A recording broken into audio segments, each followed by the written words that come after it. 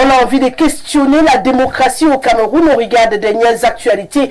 Est-ce que finalement, tout ce qui se passe au Cameroun met en péril la démocratie qui s'avère être indispensable au choix équitable et libre du président de la République du Cameroun? On va en parler ce soir. Il est également question de parler de mal-gouvernance. Ça s'impose naturellement aux Camerounais. Ça ne va pas. Plusieurs secteurs d'activité indexés quand on parle de gouvernance au Cameroun. Et on sait que les lois sont votées dans le Parlement camerounais, implémentées par les maires et autres députés sur le terrain. Nous, on a envie de questionner le rôle véritable des élus du Cameroun dans la gouvernance de ce pays au regard de ce qui s'apparente depuis quelque temps à une cacophonie. Que peuvent finalement les élus au Cameroun face aux propositions qui sont faites en face? Voilà la tribune de cette émission ce soir. Je vous invite à vous installer confortablement pour suivre tranquillement cette émission et on aura le bonheur d'être ensemble jusqu'à 18h52 minutes. C'est resté demeure le même. Le 699 13 50 75 par SMS ou par WhatsApp. Vous avez l'opportunité bien sûr de vous connecter à nous. Alors n'hésitez surtout pas à en faire bon usage tout au long de cette émission. Je le réitère, le 237 c'est l'indice du Cameroun. Donc peu importe où vous vous trouvez en ce moment sur le plan géographique, vous avez l'opportunité d'être avec nous. Et bien sûr du mieux que nous pourrons, nous rendrons solennel toutes vos réactions. Je tiens à le préciser, le tri. Il n'y a pas de tout ça. Une fois que je l'ai dit, je le retrouve avec beaucoup de bonheur. Il paraît que Bangoran l'a capturé totalement à moi et que je ne l'ai pas vu depuis. Il est député de la nation élu sous la bannière de l'UDC. C'est encore un bonheur de l'accueillir sur ce plateau ce soir. L'honorable Adam Okotpit est avec nous. Bienvenue, honorable. Merci, Rosalie. Bonsoir et le plaisir est partagé de nous retrouver et de retrouver ces bons et vaillants téléspectateurs de cette grande émission. Je leur dis un gentil bonjour, bonsoir. Et je dis bonsoir à mes copanalistes que vous aurez l'occasion de présenter aux téléspectateurs. C'est un plaisir, comme je l'ai dit, de continuer cette aventure. D'essayer de décrypter les thématiques importantes de la vie politique, et sociale, et culturelle, et économique de notre pays. Nous espérons qu'on pourra continuer à être à la hauteur des attentes qui sont de plus en plus exigeantes parce que nous savons que l'impact des émissions comme celle-ci sur la population fait que cette population-là, ayant acquis le niveau politique et socio-culturel plus élevé, les rend de plus en plus exigeants vis-à-vis des téléspectateurs, des panélistes que nous sommes. Bien sûr. Je salue avec beaucoup de respect mon président national, Madame Honorable Tomaino Damjoya, qui est au four et au moulin pour continuer à conduire à bon port cette grande machine politique qu'est l'Union démocratique du Cameroun. Nous sommes déjà en plein dans les préparatifs des festivités que nous avons l'habitude d'organiser pour dire au revoir à une année et entrer en joie dans la nouvelle année, notamment avec le carnaval de Fumban. Je salue monsieur le sous-préfet de Bangorin, je salue monsieur le préfet du Noun, je salue le sous-préfet de Fumban. Je pense que le préfet du Noun qui m'a fait honneur en janvier dernier de venir assister à mon mariage en deuxième noce. C'est très important. De le rappeler. Démontrant ainsi sa propension à être bon père de famille qui gère le Noun en toute impartialité. Vous savez que malheureusement, chez nous, on n'arrive pas toujours à distinguer des activités purement civiles et sociales des activités politiques. De sorte que parfois, lorsque vous voulez être avec des personnalités, avec des amis, ils regardent le côté engagement idéologique. Donc je crois que nos autorités administratives dans le Noun... Lui vous a rassuré. Vous avez l'impression que ça peut bien se passer. Je crois qu'il démontre, ces autorités-là démontrent que quand on gère le pouvoir, surtout quand on est représentant du chef de l'État, on est là pour tout le monde, on n'est pas pour un groupe quelconque. Vraiment, je salue ça avec beaucoup de joie, ça m'a beaucoup marqué. Et je salue toute la population, je salue mes deux dames qui sont là et je crois qu'elles sont en train de regarder avec joie cette émission. Comme toujours, hein, on va leur dire bonsoir. J'espère qu'elle m'embrasse maintenant. C'est bon? Ouais, tu peux lui faire un bisou. Bien attendre de déclencher ce genre de réaction, je ne sais d'ailleurs pas pourquoi. Merci, honorable, d'être encore là ce soir. Et bien sûr, à vos deux dames, je leur dis bonsoir. J'espère que très vite on se verra. On a également beaucoup de bonheur à voir sur ce plateau. Le président du mouvement réformateur, Samuel Bilon, est avec nous. C'est un plaisir de l'accueillir sur ce plateau. Bienvenue, président. Merci Rosalie, merci de m'accueillir sur votre plateau, une fois de plus. Je voudrais, avec votre permission, saluer l'ensemble de vos téléspectateurs, ainsi que le panel. Je voudrais spécialement faire un coucou aux réformateurs du Cameroun, aux camarades réformateurs, et leur envoyer par ce salut un message de courage. Vous savez que le mouvement réformateur, c'est vraiment un parti. J'ai parfois l'impression que c'est le seul parti au pays aujourd'hui qui se bat contre le RDPC. Parce que après l'inversion du calendrier électoral, parce que ceux qui suivent les activités du mouvement réformateur savent que nous avons mis sur pied l'Union pour une majorité parlementaire, avec pour vocation de battre le RDPC aux législatives en l'occurrence, et d'apporter le changement à travers le Parlement. Nous avons été déçus de voir que le RDPC continue dans les manœuvres antidémocratiques en inversant le calendrier électoral. Et malheureusement, le mouvement réformateur est le seul parti qui s'est élevé contre cela, avec une pétition qu'on a mis en ligne, avec la saisine du Conseil constitutionnel, qui a fait comme il fait d'habitude, ça veut dire... Non recevable, irrécevable. Ça veut dire que faire un peu du panspilatisme, donc... écoutez, donc je voulais dire à mes camarades que malgré cette décision du Conseil constitutionnel, nous continuons la bataille. Certes, vous avez dans le débat, on va parler de la présidentielle, bien sûr. Mais nous, au mouvement réformateur, nous pensons que l'élection législative est une élection très importante. On aura l'occasion, on devrait normalement faire les législatives avant une présidentielle qui risque de faire exploser le pays. On comprendra tout à l'heure pourquoi on doit parler de cette démocratie qui a eu des preuves après cette inversion dont vous parlez. Vous êtes en plein dans le sujet d'actualité de ce soir. On va à présent accueillir un nouveau venu dans la grande famille du Grand Soir. C'est fait exprès, hein, parce que vous êtes des habitués. L'apôtre Pierre-Ramsès Zanga est avec nous, spirologue. C'est un plaisir de vous accueillir sur ce plateau. Bienvenue, apôtre. Merci, ma fille Rosalie, de m'accueillir sur ce grand plateau. Je dis déjà un bonsoir à tous les panélistes et à des millions de spectateurs de Info TV. Je voudrais corriger quelque chose, c'est spiritologue. Oui, spiritologue. Alors, à ton avis, c'est quoi pour les téléspectateurs spiritologue? C'est une science spirituelle qui étudie les esprits des morts. Ah, d'accord. Des morts vivants. C'est-à-dire des morts parce que, bon, je ne vais pas faire un grand cours, mais vous savez, Jésus disait dans la Bible, laissez les morts enterrer les morts. Beaucoup pensent que tous ceux qui vivent sont des vivants, mais il y a des gens qui vivent mais qui sont morts. C'est-à-dire ils vivent charnellement, mais spirituellement, ils sont morts. Oui. Ça rejoint même une partie des sujets que nous devons débattre ici. Quand un peuple a déjà des hommes qui sont déjà morts spirituellement, ils ne peuvent plus produire grand-chose à leur peuple. Je profite, si vous me permettez, oui, bien sûr, pour saluer tous les membres de la CECAD, qui est l'association des synergies des ecclésiastiques. C'est une association des pasteurs.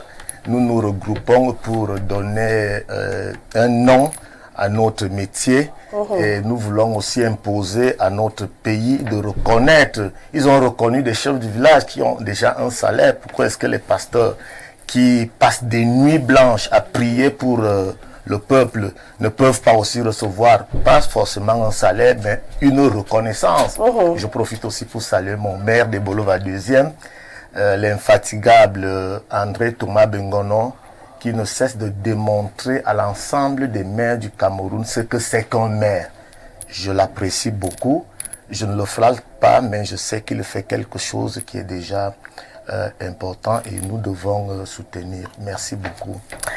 J'ai pas envie de dire ce que beaucoup sont en train de dire devant le petit écran, mais je préfère me réserver pour la suite. C'est un bonheur de vous accueillir sur ce plateau. Vous êtes un inconditionnel de ce programme de l'autre côté de la barrière. Merci. Et aujourd'hui, vous êtes de ce côté. J'imagine également les téléspectateurs en train de dire « Ah, c'est lui L'apôtre. C'est lui l'apôtre. Ah, vous avez d'ailleurs reconnu. C'est lui l'apôtre Pierre Ramsès. Voilà, vous l'avez en face de vous aujourd'hui. J'ai le don d'aller les prendre dans l'ombre hein, pour les ramener sous la lumière. Non, très bien. Je crois que ce soir, il y en a également qui sont en train de dire « Ah !» Comme ils avaient fait pour Thomas Massock. Je crois qu'ils sont en train de J'ai aimé faire quand il a précisé mort spirituellement, parce que quand il disait qu'il y a des gens qui vivent étant morts, ça m'a fait peur. Ça vous a fait Ça m'a fait. J'espère qu'il va pas vous effrayer pendant le débat. Et nous, on va en profiter pour accueillir le président du FDR qui est également avec nous ce soir, Aimé Cyprien Moulinga. J'ai pas envie de dire qu'on ne présente plus, mais que je prends beaucoup de bonheur à accueillir sur ce plateau. Bienvenue, président. Bonsoir Madame Guesselé, bonsoir à mes copanélistes. Je voudrais saluer vos millions de téléspectateurs d'ici et d'ailleurs. Vous me permettrez justement de dire un bonsoir particulier et patriotique à tous les révolutionnaires, tous les militants et sympathisants de mon parti, le Front démocratique révolutionnaire. Et bien sûr, c'est avec beaucoup de plaisir. Et le quatrième et non des moindres, le cinquième. Pourquoi j'ai toujours du mal à m'habituer aux chiffres désormais sur mon plateau? Le cinquième et non des moindres, il est conseiller municipal à la mairie de Mingan. Monsieur le maire, bien sûr, agissant sous la bannière du RDPC encore ce soir. C'est un plaisir de vous accueillir. Bienvenue, Patrick Ngolo. Bonsoir Rosalie, bonsoir à mes co-discutants, bonsoir à vos millions d'auditeurs, surtout à vos techniciens, des téléspectateurs s'il vous plaît, à vos techniciens qui travaillent dans l'ombre pour que nous autres nous soyons à l'antenne. Je dirais également bonsoir aux vaillantes populations de l'arrondissement de Mingan qui ont toujours ce plaisir renouvelé de me regarder sur votre plateau.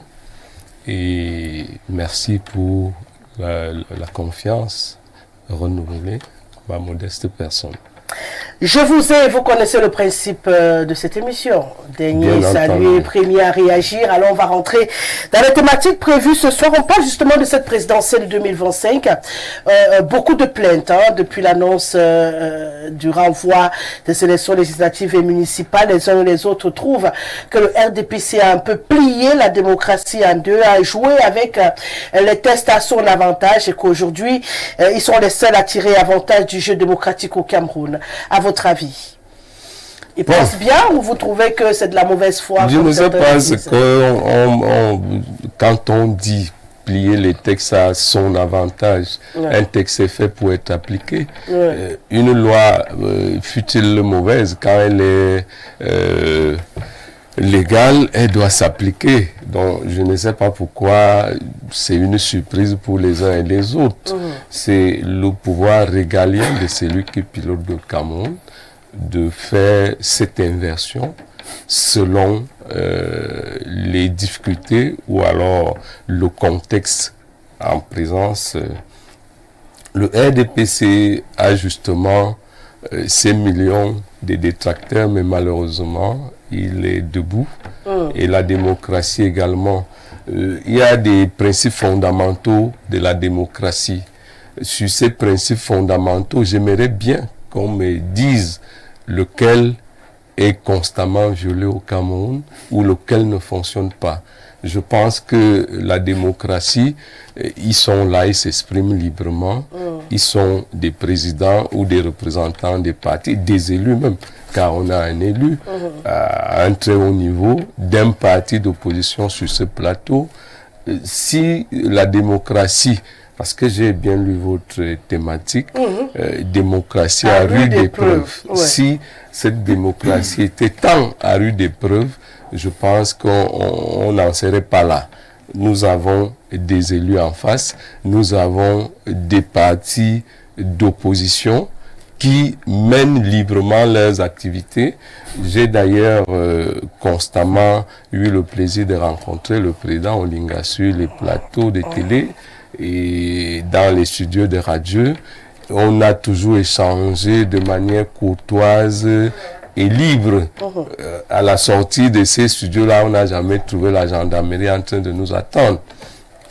Alors, vous savez, quand on est aux affaires, la difficulté que celui qui est aux affaires a n'est pas celle que celui qui l'observe tranquillement couché sur son canapé a, parce que on parle d'inversion des élections. Je ne sais pas si un temps soit peu, les gens pensent que ces élections ont un coût et que à un moment donné, il faille les aligner de manière successive, partant de la base au sommet. Maintenant, quand c'est lui qui sait quels moyens dont il dispose pour organiser ces élections, vous dit voici ce que moi je pense qu'on peut faire au vu des moyens que nous avons. Il y a des plaintes. Je pense que les gens devraient être un peu humbles, parce que quand on est parti d'opposition, ce n'est pas toujours pour dire qu'on sait plus que celui qui est aux affaires. En réalité, il faut un peu d'humilité. Même quand on critique, il faut critiquer avec beaucoup d'humilité. Il y a beaucoup de partis au Cameroun, mais très peu sont des partis en activité. Parce que je respecte l'UDC qui est en face de moi, parce que ils ont des élus qui participent au jeu démocratique, qui participent... Mais vous ne respectez pas qui? Je respecte tout le monde, mais davantage... mais davantage... Non, je ne respectez pas le je respecte tout le monde, mais davantage ceux qui sont dans le jeu démocratique, parce que l'honorable est à l'Assemblée, il sait comment ça se fait, c'est un pratiquant. Ce qui est le contraire de ceux qui parlent seulement dans les quartiers et qui pensent que quand eux ils seront là, d'un coup de bâton magique, ils vont tout arranger et tout va aller dans le mieux et dans le meilleur des mondes. Pour vous, c'est une démagogie. Beaucoup plus, je pense. Honorable, on a dit qu'on vous respecte. Moi, je me retourne vers vous. Quel est le regard que vous portez sur cette décision de report? Il dit que celui qui sait ce qu'il a dans les caisses, on suppose que le président de la République à lui seul sait ce qu'il y a dans les caisses parce qu'il dirige tout seul et que tous ceux qui sont nommés ou élus ne servent à rien. Sinon, comment lui seul il peut savoir ce qui justifie le renvoi ou pas? C'est normal? Bon, je crois que cette déclaration de M. Amougou nous inscrit... M. Ngoulou plutôt, je me suis, c'est Adami, on a M. Patrick Ngoulou,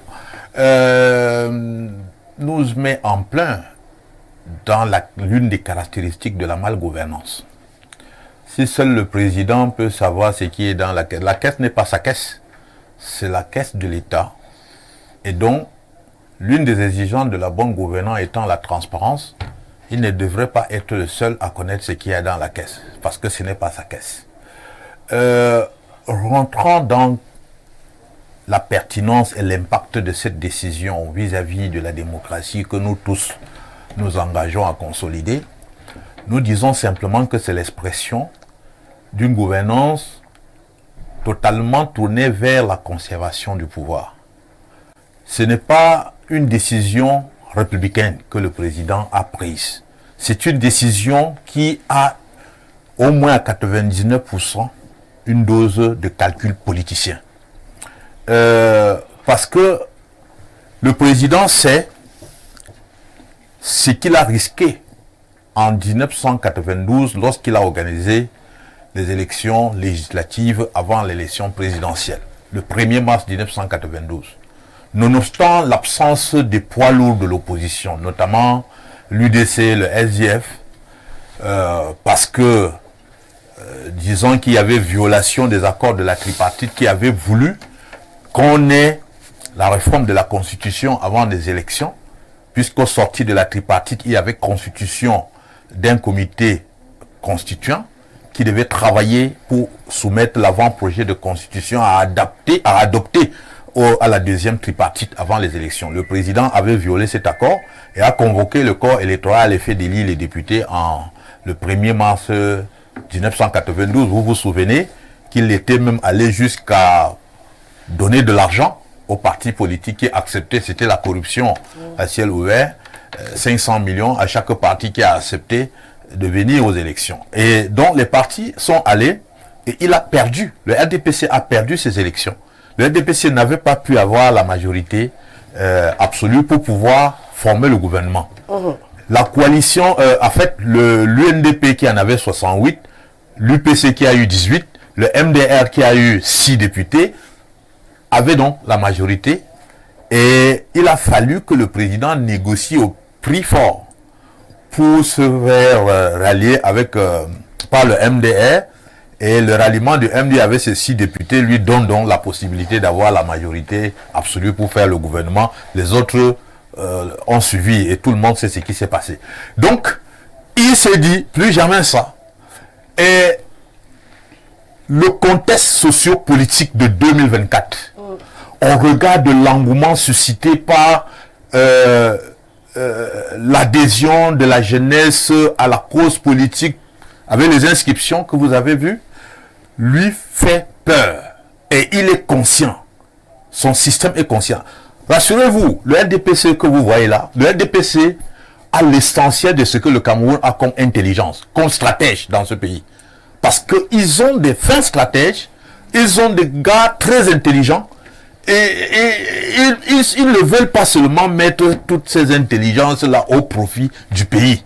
Ils utilisent au seul profit du maintien du système qui les a fabriqués au pouvoir. Ils ont donc réfléchi et ils ont trouvé que si on ose respecter le calendrier électoral, le RDPC ne pourra pas avoir, c'est-à-dire il pouvait avoir au meilleur des cas la moitié de ce qu'il a aujourd'hui comme disposition, comme élu à l'hémicycle de l'Assemblée nationale et dans les conseils municipaux. Pour perdre la moitié de ce qu'il a aujourd'hui, se réduire au moins à 45% ou 50% les chances du président d'être réélu. Parce que chaque député qui est à l'Assemblée est un général de campagne pour lui. Chaque maire est un général de campagne pour lui. Il contrôle aujourd'hui plus de 320 mairies sur les 360 dont nous disposons.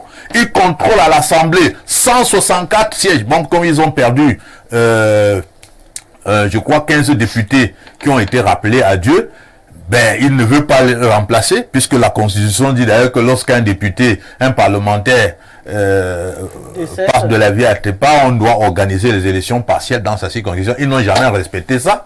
Donc, il sait que avec ces acquis-là, il est rassuré de pouvoir assurer sa réélection en octobre. Il ne veut pas ça. Il ne veut pas ça. Ça, c'est la raison fondamentale de ce que le président fait. Mais sinon, si c'était une affaire de trésorerie, comment donc justifier que de février, qui devrait être l'échéance électorale pour les élections municipales et législatives, à octobre, ça fait 8 mois. Et d'octobre à fin d'année, c'est 4 mois seulement. Comment il peut nous faire comprendre que le Cameroun sera capable de mobiliser en 4 mois les fonds qu'il ne pouvait pas mobiliser en 8 mois? Donc c'est aberrant cet argument qu'on nous démontre là. La deuxième chose, c'est de faire comprendre que c'est une moquerie par rapport à notre pays que nous tous on a la responsabilité dont on a la responsabilité de préserver l'image, que de faire comprendre aux gens que ce grand Cameroun qui se dit être le continent, qui est l'Afrique en miniature, n'est pas capable de faire ce que des pays de moins nantis que lui réussissent à faire. On vient d'organiser par exemple les élections générales en RDC. Donc, comment le Cameroun, la RDC nous dépasse en quoi? La RDC qui a un corps électoral 5 fois plus élevé que ce que nous avons. Mais comment comprendre que le Cameroun soit incapable de le faire? Donc la véritable raison, c'est la manipulation politicienne du calendrier électoral par ce système. Et ils savent que la conjoncture politique milite en faveur de cette modification au profit de leur parti. Et ils le font. C'est ce que les Camerounais doivent refuser. Faire que les gens utilisent leur pouvoir pour chercher à préserver leurs intérêts partisans au lieu de voir l'intérêt de la République. Parce que cette décision, le président Bilon l'a dit tout à l'heure, installe le pays dans un risque énorme, hein, parce que nous tous, nous ne le souhaitons pas. Nous prions que le Cameroun, la paix soit préservée, la paix et la cohésion soient préservées à partir d'octobre 2025. Mais nous disons que cette décision qu'on vient de prendre nous arrache au moins 30% de chances d'aller à cet objectif. Parce que, regardons la courbe de contestation des résultats électoraux. Ça va croissant et la croissance est devenue exponentielle à partir de 2018. On a failli atteindre le pic. Au lieu donc de voir comment on peut, quel acte politique on peut prendre pour apaiser, pour que 2025 ne connaisse plus le sort de 2018, on prend plutôt une décision qui envenime davantage la situation. Nous voulions que le président, au regard je peux dire quoi, la situation politique est aujourd'hui tellement conflictuelle, tellement tendue que on voudrait que le président prenne plutôt une décision qui apaise. Et la seule décision qui devait contribuer à apaiser, c'était d'engager la modification du code électoral. C'était d'engager parce que s'il avait respecté le code électoral, engager la modification du code électoral. S'il faisait ça, vous devez voir que la tension devait véritablement baisser et on allait vers une élection apaisée en 2025. Samuel Bilon, baisser ou pas, vous dites que cette pression, elle est monte plutôt, mais vous déplorez qu'il n'y ait pas vraiment une réaction comme vous aurez souhaité de mobilisation pour dire non et qu'il faille seulement se préparer à 2026. Oui, effectivement, je crois que c'est un regret. C'est vraiment un profond regret. Parce que, voyez-vous, ce ne sont que les Camerounais en réalité qui peuvent amener le changement dans notre pays. Vous savez, tout récemment, Macky Sall s'est amusé à vouloir renvoyer la présidentielle. Oui. On a vu comment les Sénégalais se sont mobilisés. C'est ça. Les Sénégalais se sont mobilisés et vous savez, le Conseil constitutionnel, en réalité, ce n'est pas une institution juridictionnelle, si on veut dire. C'est une institution mi-juridictionnelle, mi-politique en réalité. En sorte que le Conseil constitutionnel agit souvent par rapport au rapport de force. Vous vous rappelez peut-être que entre 2010 et 2011, le Conseil constitutionnel ivoirien a proclamé Gbagbo, quand il était aux affaires, l'a proclamé président de la République. Et lorsque le président Alassane Ouattara, avec les forces nouvelles de Guillaume Soro, a gagné la guerre, le même Conseil constitutionnel, pour la même élection, a proclamé le président Ouattara président. Donc, c'est pour dire que le Conseil constitutionnel, quand il agit aussi en fonction du rapport de force sur le terrain. Donc, nous avons profondément regretté que, en l'occurrence, les élus, en particulier les élus de l'opposition, que la société civile et que les Camerounais de façon générale ne se mobilisent pas contre ce qui en fait est une violation de la Constitution. Vous savez, le président de la République a prêté serment pour protéger la Constitution de la République du Cameroun. À partir du moment où il ne peut pas protéger la Constitution, ça veut dire qu'il se met en marge de ce qu'il doit faire. Il se met en marge de la légalité. La Constitution, l'article 15.1 de la Constitution dit que le mandat des députés, c'est 5 ans. Depuis 3 législatures, on fait des manigances pour que ce mandat-là soit de 6 ans, voire plus de 6 ans. Ce n'est pas normal. C'est une violation des dispositions constitutionnelles. C'est d'autant plus une violation qu'il n'y a pas de raison qui justifie cette prorogation de mandat. On parle de problèmes financiers. D'abord, on parle de quoi? On parle peut-être de 20 milliards, 25 milliards pour l'élection des députés. Le Cameroun n'est pas 20 milliards, 25 milliards près.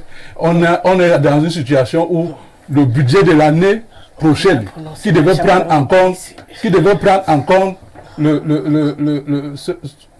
cette élection, n'est même pas encore voté. Comment on peut dire que on n'a pas l'argent, alors que le budget en question n'est même pas encore voté. Mais vous savez quand même que le budget, c'est pas qu'il y a l'argent dans une caisse quelque part. Hein? Oui, mais le gouvernement a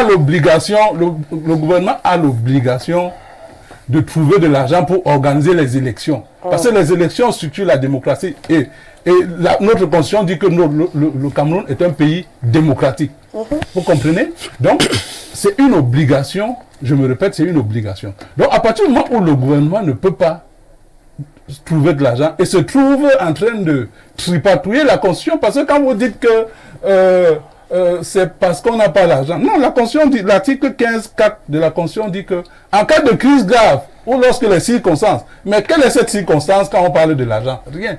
Donc on fait un détournement des dispositions de l'article 15.4 pour violer en réalité l'article 15.1 qui dit que le mandat des députés est de 15 ans. Et à ce niveau... De 5 ans. De 5 ans, pardon. Et à ce niveau, j'ai l'honorable devant moi. Moi, j'ai envie de dire, comme nous avons dit au mouvement réformateur, qu'il faut qu'on continue à bagarrer parce que je crois que rien ne vaut la paix. Et l'élection présidentielle qui arrive là est une élection qui peut apporter beaucoup de troubles au pays. Donc moi, je pense que les Camerounais doivent continuer à appeler l'attention du gouvernement pour que on renonce à cette inversion et que les élections, malgré la loi qui a été votée, parce qu'on vote la loi, mais on peut aussi la rectifier, on peut l'annuler. Donc pour vous, rien n'est perdu pour moi, je pense que c'est pour ça que je dis que notre pétition est toujours en ligne. Nous ne l'avons pas enlevée en ligne. Le Conseil constitutionnel a pris une décision qui ne nous satisfait pas. Mais je dis que si les Camerounais se mobilisent, si par exemple les députés aujourd'hui disent qu'ils ne vont pas siéger après leurs 5 ans, si tous ceux qui sont de l'opposition, disent qu'ils n'acceptent pas cette inversion du calendrier électoral, il va sans dire que le pouvoir va se retrouver en une situation, une position de faiblesse, et sera obligé de reculer. Donc c'est ce à quoi nous appelons aujourd'hui. Il faut que les gens se mobilisent. Mais vous savez quand même qu'en termes de nombre au niveau du Parlement, même si tous les opposants décident de ne plus siéger, c'est clair qu'on va toujours valider les lois là-bas. Non mais écoutez, je pense que si le pouvoir veut donner l'image d'un pouvoir antidémocratique, c'est la meilleure chose à faire, non? Ça veut dire que si aujourd'hui, tous les députés, je dis comme ça, tous les députés de l'opposition sortent du Parlement, on va avoir une assemblée seulement avec le RDPC. Unicolore. Voilà, je pense que c'est un signal.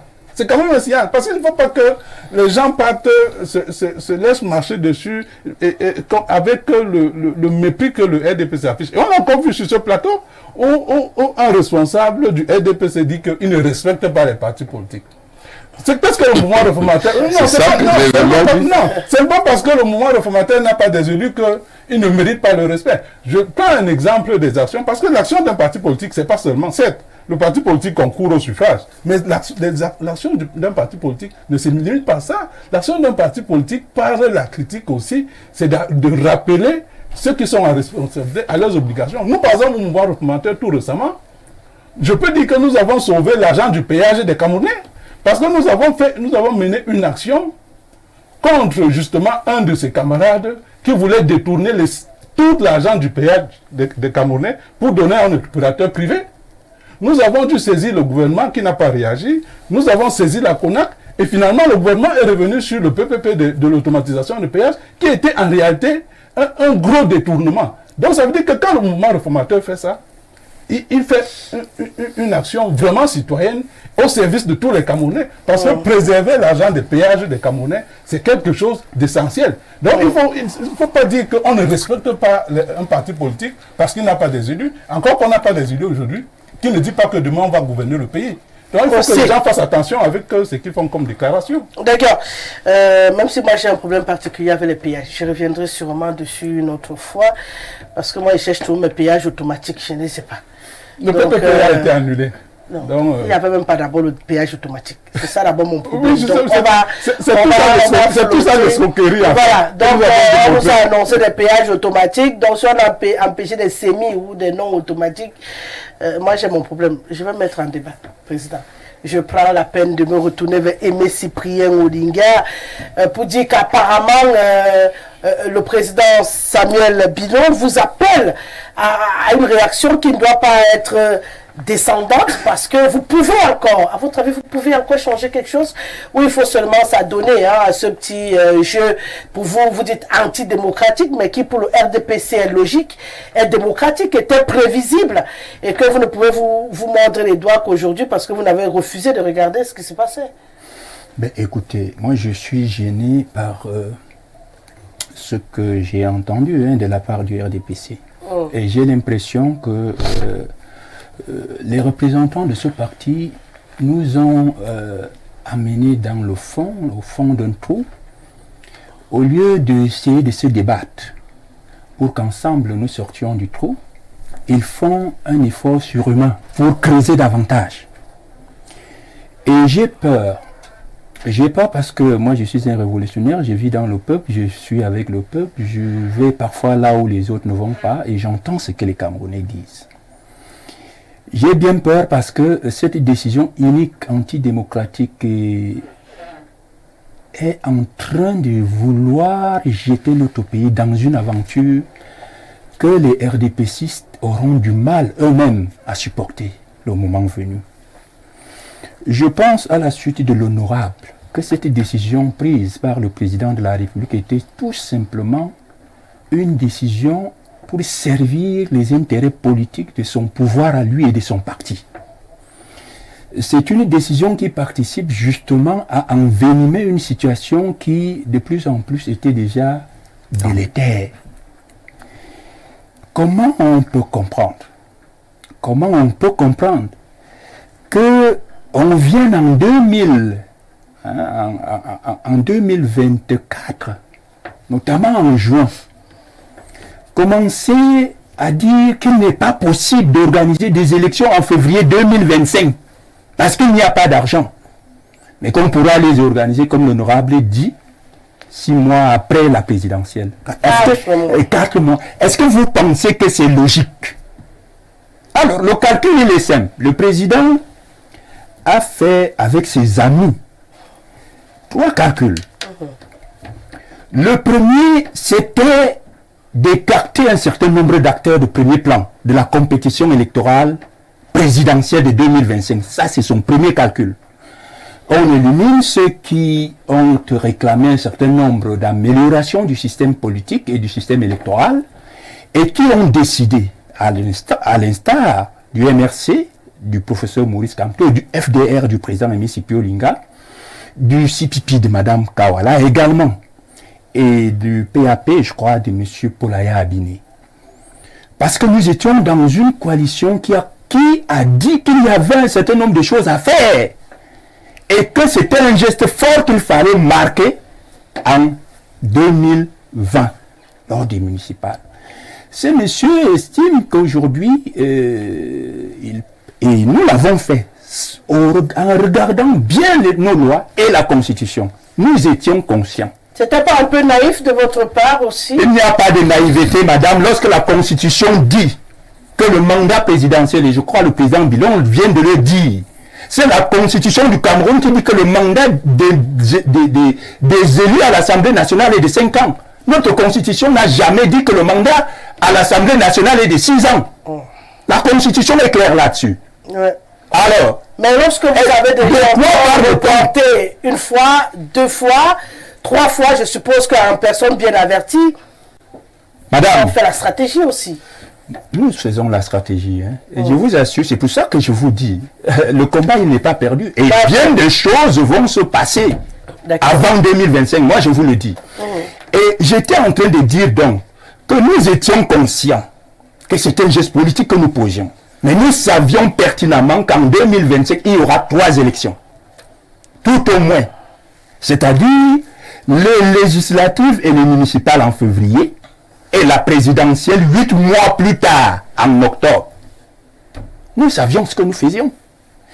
Maintenant, le pouvoir qui pense qu'il faut toujours tordre la Constitution, parce qu'il est inconcevable, madame, que depuis 3 mandatures, comme vous dites, que ce qui est marqué en termes d'exception, parce que la prorogation dans la Constitution de notre pays est une exception, ce n'est pas la règle. La règle, c'est que les élections soient organisées tous les 5 ans.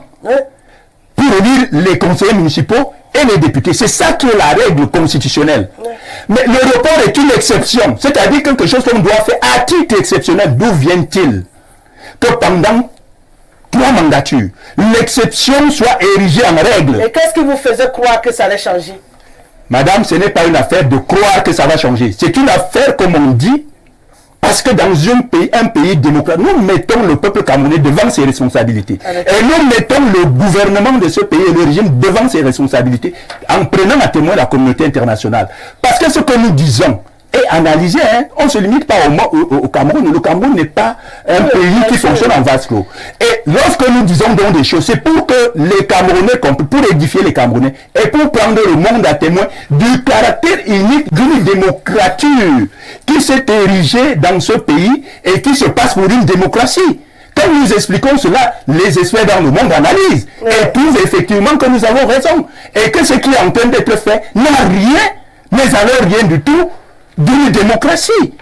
Alors, le président Biya utilise l'exception pendant 3 mandatures en rabâchant ce qui est la règle à l'exception, parce que ce qui est la règle, c'est que les élections s'organisent tous les 5 ans, mais c'est ça qui est devenu l'exception, parce que depuis 20 ans, on n'a plus organisé des élections à date, donc la règle est devenue l'exception, et l'exception la règle, c'est du banditisme politique. Et quand on fait ce genre de calcul unique, qu'est-ce qu'on fait en réalité? On met le pays dans une situation d'aventure. À ce moment-là, à ce moment bien précis, c'est que toute forme de prise de pouvoir dans des circonstances aussi floues devient tout à fait légitime, même si elle n'est pas légale. Et c'est de là qu'on est en train de nous amener. Et deuxième chose, en même temps que M. Biya voulait écarter les Olinga à la présidentielle et les Camto, il savait pertinemment, comme l'honorable dit, qu'en organisant les élections législatives en février, la majorité à l'Assemblée nationale, au regard du contexte des contestations, de la mobilisation de notre jeunesse aujourd'hui, qui disait et qui nous dit que les choses doivent changer, il savait que s'il organise les élections en février, l'opposition, les partis politiques de l'opposition devaient avoir la majorité à l'Assemblée nationale. Et le calcul, c'était quoi? Si les partis politiques ont la majorité à l'Assemblée nationale en février, on n'allait même plus lui demander de changer un quelconque code électoral. Le code, les partis politiques de l'opposition devaient s'associer pour modifier par une proposition de loi, n'est-ce pas, le code électoral. Et c'est pour cette raison qu'il a renvoyé.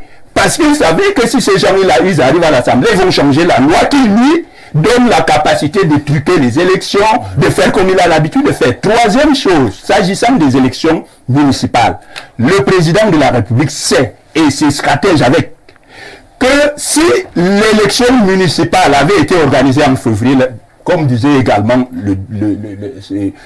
l'honorable, beaucoup de communes allaient basculer dans l'opposition, première chose.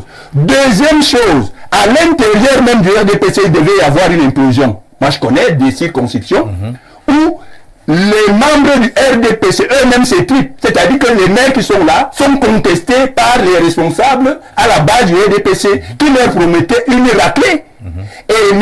Biya savait qu'en organisant ces élections en février, non seulement il y a, ils ont dans leur histoire, dans leur parti là, ce qu'ils appellent quoi, les investitures.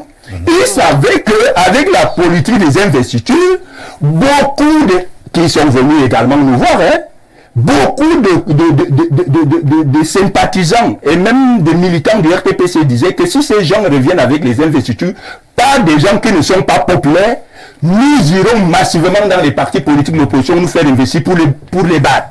Et M. Biya savait donc qu'en organisant cela, son parti allait davantage se déchirer, s'effriter, au point où en octobre, il ne pouvait pas avoir la possibilité de colmater les brèches avant octobre et il devait échouer. Que ce soit lui qui soit candidat, que ce soit un candidat du RDPC. Tout calcul fait, il a donc dit, il a décidé de faire comme il a fait. Mais c'est des gestes qui ne participent pas à construire une démocratie sérieuse, une démocratie modèle. Et c'est des gestes, justement, comme je viens de le dire, qui sont en train de nous orienter vers une aventure. Une aventure qui peut faire que certaines forces organisées, à un moment donné, décident, comme on l'a vu ailleurs, que mais il faut que cela s'arrête. On remet d'abord la balle au centre et puis on On va repart. à la suite. Ouais, une minute, je voudrais apporter une précision parce que, en réalité, en tant que parlementaire, Oui. je me dois quand même de reprendre à certaines affirmations du président Bilan et du président Olinga qui disent que la Constitution a été violée. La Moi, je n'ai pas dit qu'elle a été violée. Hein. Merci, d'accord. Moi, je ne l'ai pas dit, mais j'ai dit que... Merci. Moi, j'ai dit qu'on a érigé l'exception à la règle. Il n'y a pas de violation de Constitution. Je crois que Moi, je n'ai pas dit que... le mandat du président, où on n'a pas prévu une disposition d'abrogation ou de prorogation, le président n'a jamais touché ça. Donc, il y a les dispositions de l'article 15 alinéa 4 qui lui donnent ce pouvoir de proroger ou d'abroger le mandat. Dans quelles conditions? Non, ça, les deux conditions vous avez rappelées. Sauf que quand on a dit, lorsque le pays est en crise ou lorsque les circonstances les justifient. La Constitution n'a pas donné un contenu à ces circonstances. Non, je vous l'ai dit. Disons, c'est le problème que nous avons. Je vais dire une chose. Je vais dire honorable de l'opposition. Non. Vous soutenez le RDPC dans ces manœuvres. Ce n'est pas soutenir le RDPC. C'est ça qui est dangereux chez nous dans l'opposition. Parce que quand on est dans l'opposition, si vous pouvez défendre la vérité, on dit si cette vérité est dans le RDPC. Non, c'est pas la vérité. Je voudrais dire qu'on comprenne à partir de cette émission qui est une émission aussi éducative qu'il n'y a pas de violation de la Constitution. Il y a l'impertinence de la décision. L'impertinence de la décision est différente de la violation de la Constitution. Donc, parce que le président, j'ai souvent utilisé l'expression de juger, de gérer le pays en bon père de famille. S'il s'était mis dans cette posture, il devrait normalement voir que le boulevard laissé par la non-limitation ou bien la non-description de la circonstance qui doit justifier cette décision ne doit pas être un chèque en blanc qu'on lui a laissé pour utiliser la Constitution à des fins. Vous avez l'impression qu'il a joué, mais il n'a pas modifié, il n'a pas violé la Constitution. Il a joué. Mais ici, quand vous limitez à la linéa 1 de l'article 15, vous dites qu'il a violé. Mais quand on lit la linéa 4, on comprend qu'il a fait. Il y a détournement des dispositions de l'article 4 et il y a violation de l'article 1. Parce que le mandat des députés, c'est 5 ans. Oui. Peut-être vous voulez justifier le fait que vous allez faire 6 ans. Non, c'est pas la législation. Tout le monde connaît ma position. D'ailleurs, je viens de le rappeler sur ce plateau. Mais je ne voudrais pas qu'un enfant qui va composer peut-être son éname dans bientôt dise que cette décision est une violation. Mais tout ce qui est prévu dans la Constitution. Cette Constitution contient des dispositions qui permettent l'abus. Mais quelle est la circonstance? Activer ça ne veut pas dire qu'on l'a violé. Vous comprenez? En espèce, quelle est la circonstance? Est-ce que la Constitution a défini la circonstance? S'il vous plaît, s'il vous plaît, en cas de crise, s'il vous plaît, président. Le circonstance. Oui, circonstance. Justement, s'il vous plaît, s'il vous plaît, pour que vous puissiez vous écouter et qu'on puisse avancer, hein, je pense qu'il y a un non-dit sur lequel il juge que le président s'appuie pour jouer. Oui. Ça veut dire qu'on a dit un peu comme on dit pour le nozo, on dit quoi la particulier du nozo sans contenu. Statut particulier du nozo sans contenu. Ça veut dire que maintenant on dit à gauche, on vous dira que c'est ça le contenu. C'est pourquoi il dit que c'est la même chose avec la Constitution. On a dit les circonstances, et il est le seul à savoir les circonstances parce qu'on n'a pas décrit les circonstances. À partir de là, c'est un vide sur lequel il joue. Il n'a pas dit que c'est normal. Et c'est pour cette raison, madame, que moi je n'ai pas parlé de violation. Justement, j'ai dit qu'on a érigé l'exception en règle et on a ramené la règle à l'exception. C'est-à-dire que c'est fait de manière exceptionnelle et devenu quelque chose que le président fait. Et c'est une mauvaise stratégie et c'est pour ça que j'ai qualifié cela de banditisme politique. Je suis d'accord avec toi. Non, je pense... Juste une minute, pardon. 30 secondes. Oui, 30 secondes. Écoutez un peu. Dans la Constitution, il y a l'esprit, il y a la lettre. Vous comprenez? Quand on dit les circonstances, circonstances ici, c'est quoi? Quand vous regardez dans circonstances, ça veut dire que vous avez peut-être une situation, je veux dire, peut-être de guerre, par exemple. C'est vous qui le dites. C'est une situation de crise.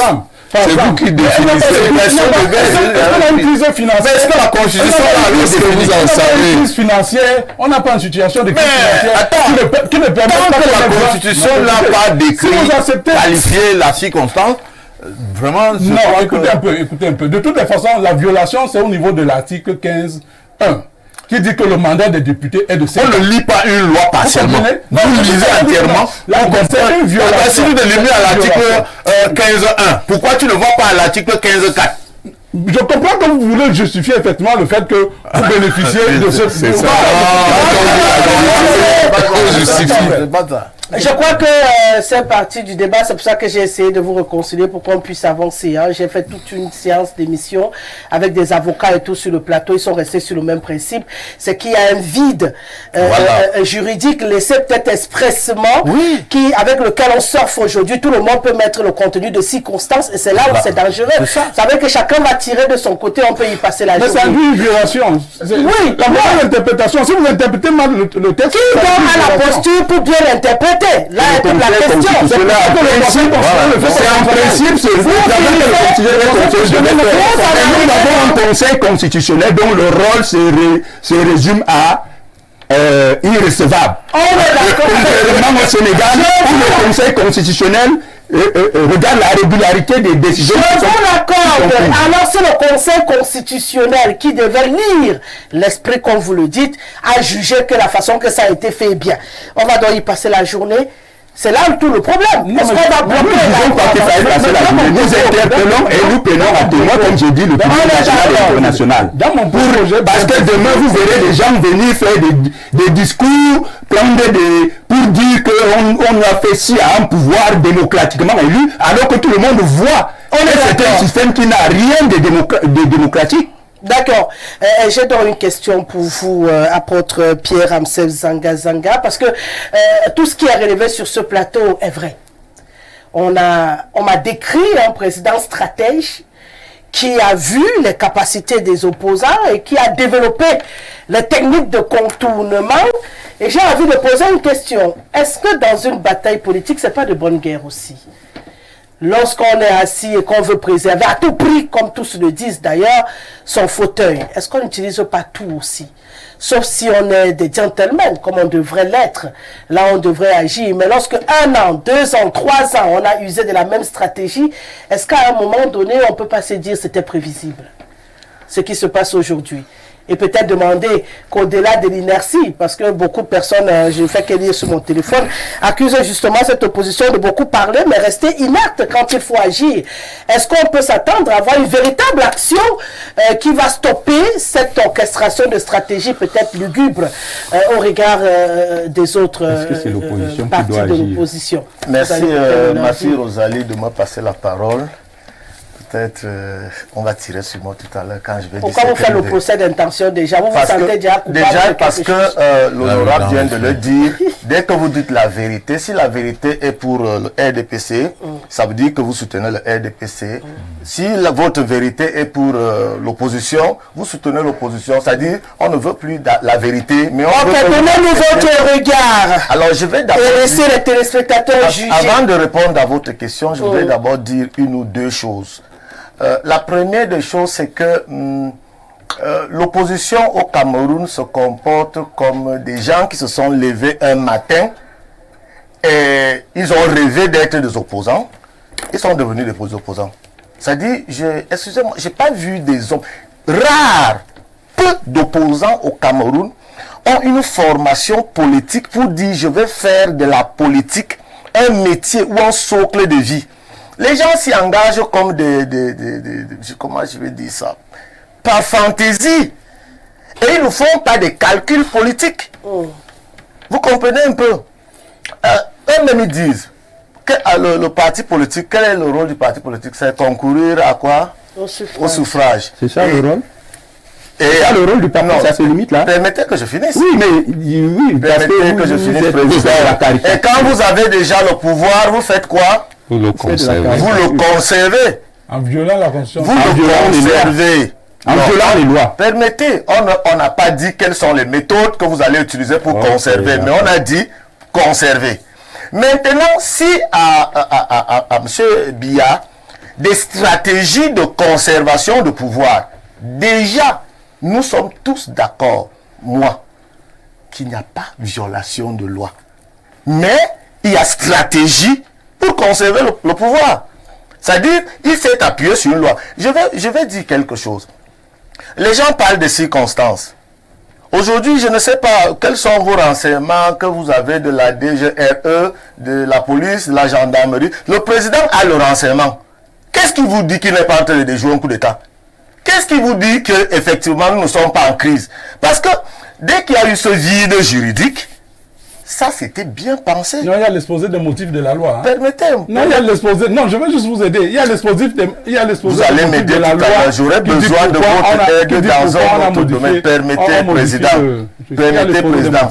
Dès que cette loi est là, et que c'est un vide, tout le monde devait profiter de ce vide, pas seulement le RDPC. Même les partis d'opposition devaient savoir que si je refuse d'aller aux élections municipales de 2020, je cours un risque. C'est-à-dire, vous n'avez pas fait ce calcul, vous l'avez fait sur une seule base. Je suis content que le président Olinga a pris 3 exemples. Il a démontré le jeu politique du RDPC par 3 exemples. Malheureusement, il a démontré son jeu politique par un seul exemple. Lui, il n'a pas prévu que si ça tourne comme ça, je vais virer à gauche. Qui vous a dit ça? Bon, puisqu'aujourd'hui vous vous plaignez. Or, le RDPC... Je me plains et on vous a dit que ça s'arrête là. Je ne suis Nous sommes en train de nous organiser. Nous avons un plan A, B et C. Nous avons 3. Je voulais donc plutôt aller sur autre chose, ma fille Rosalie. Lorsque je regarde le thème, nous parlons de la démocratie à rude épreuve. Je pense que le Cameroun est un pays qui a une jeune... qui est jeune en démocratie. Nous sommes dans, je crois, 44 ans, n'est-ce pas? Et lorsque vous voulez commencer quelque chose, vous devez vous attendre à un combat effectivement rude. Je ne sais pas si vous me comprenez. Aujourd'hui, la plupart des opposants camerounais prennent pour référence la France. Je ne sais pas s'ils ont eu le temps de réfléchir quand la France avait sa démocratie à 44 ans. Comment est-ce que ça se passait là-bas?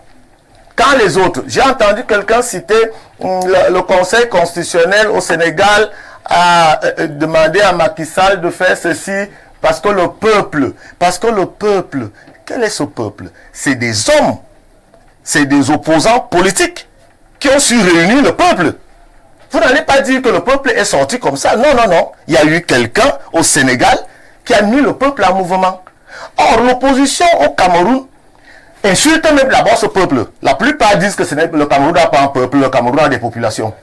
C'est-à-dire, ils démontrent que les Camerounais sont même incapables de faire quelque chose de bien. Et à la même minute, ils demandent aux Camerounais que l'on venait nous soutenir. Vous pouvez citer celui qui l'a dit? Parmi les opposants, celui qui a dit ce que vous êtes en train de dire là, vous pouvez donner le nom? Je ne savais pas que vous allez me poser les questions. Non, mais parce qu'il ne faut pas faire des affirmations gratuites. C'est très facile de venir sur un plateau, de dire que les gens disent ceci, sans dire que tel a dit ceci. Moi, je suis pas sérieux. Des émissions de vous suivez, dites donc que vous suivez, tel a dit ceci, tel a dit cela. J'en ai même répliqué plusieurs fois où les Camerounais disent que le Cameroun n'a pas un peuple, mais une population. Je ne suis pas là pour venir indexer les gens, président. Je ne suis pas là. Si on reprend les bandes d'Info TV, et c'est parce que ces populations ne se mettent pas en mouvement. Vous voulez justifier que les Camerounais sont c'est pas ce que je dis. Mais c'est ce que vous êtes en train d'expliquer. Vous êtes quand même un président. Vous n'avez pas de... Vous avez parlé pendant plusieurs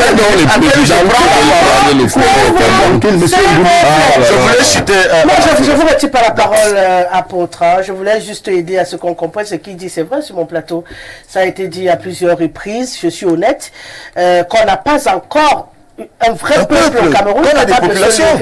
On a des populations. On a aussi dit qu'ils sont inertes. Et après, maintenant, voilà. Maintenant, je vous reste votre parole. Après, vous dites à quelqu'un que vous... Ça a été dit ici. Bon, maintenant, il y a moyen de contredire aussi. Je vais donc dire ceci.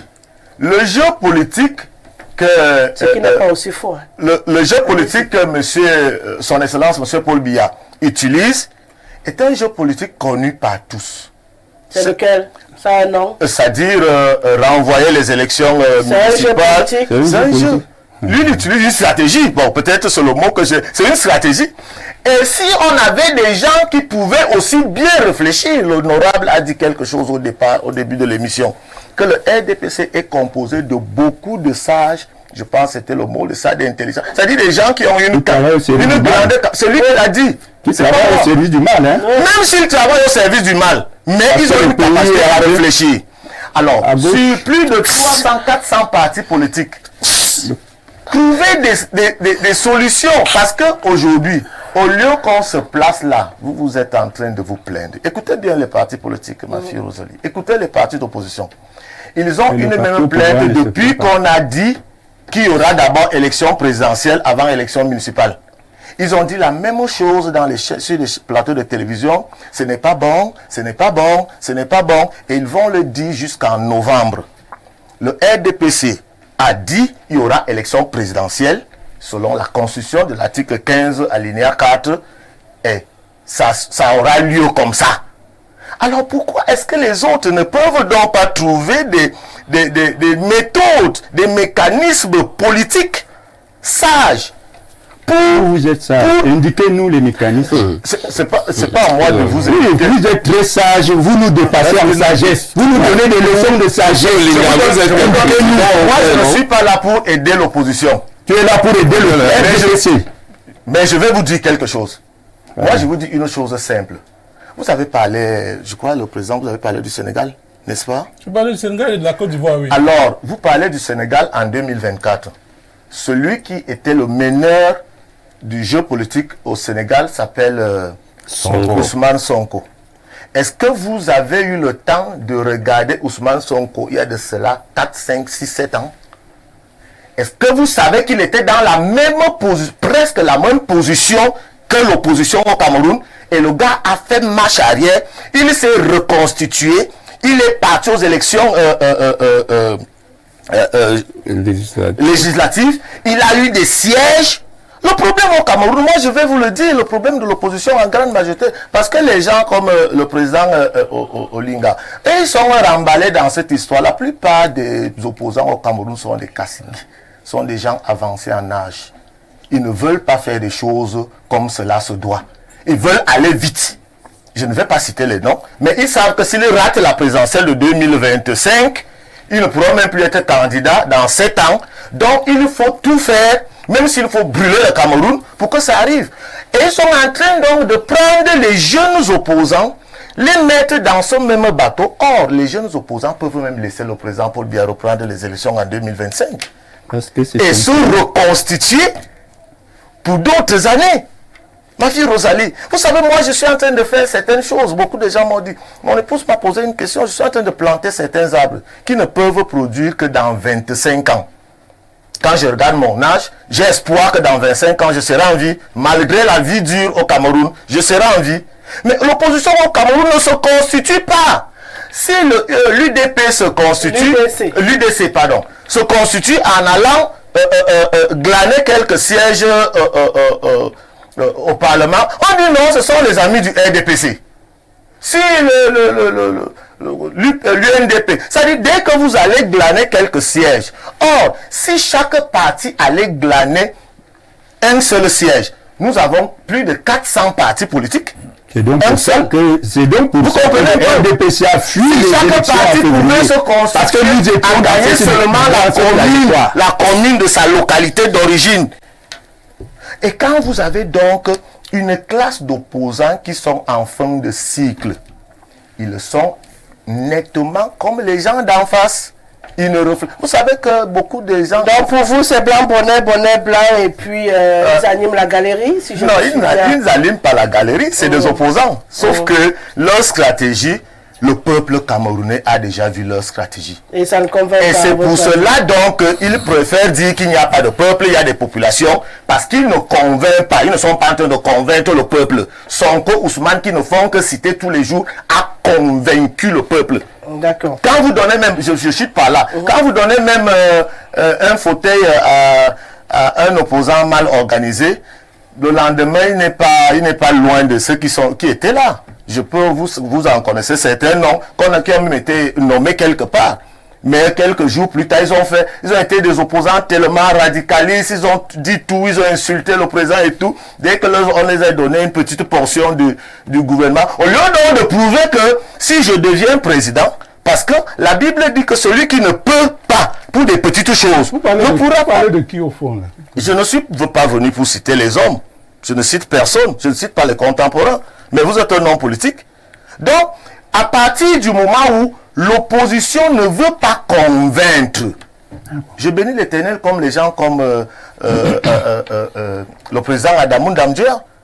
Vous savez, ça a été un homme politique qui a convaincu les Camerounais. Il a convaincu. Il y a lui, il y a le président du SDF qui a fait les beaux jours dans l'opposition. Vous comprenez un peu?